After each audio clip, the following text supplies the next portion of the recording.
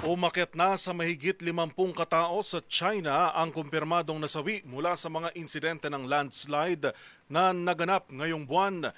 Yan at ang iba pang mga napapanahong balita mula sa iba't ibang panig ng mundo sa Global Headlines Report ni James Galange.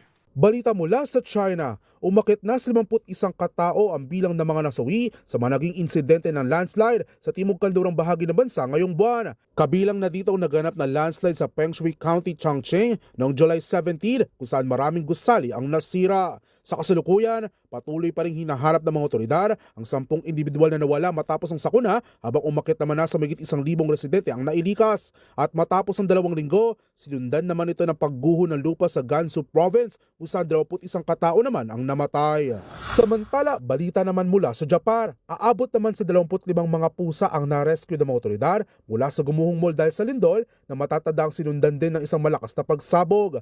Ayon sa mga otoridad, mismong mga empleyado ng naturang mall ang naglakas loob bumalik sa loob habang lumilindol para lamang mailigtas ang mga fur baby. Kasalukuyang nasa maayos na kondisyon ng mga pusa habang umakit naman na sa 34 na katao ang bilang ng mga nasawi dahil sa gupit ng 7.1 magnitude earthquake. At sa iba pang balita, libo-libong migrante naman mula Morocco ang namatang sinuong at nilangoy ang mahigit 13 kilometrong dagat para tumawid patungong North African enclave ng Spain na Ceuta.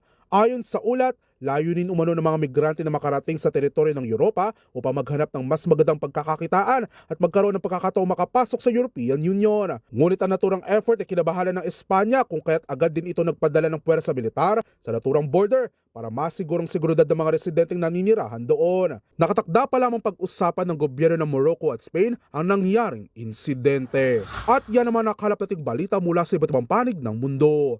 Para sa MBC TV Network News, ito si James Galange ng DZRH TV.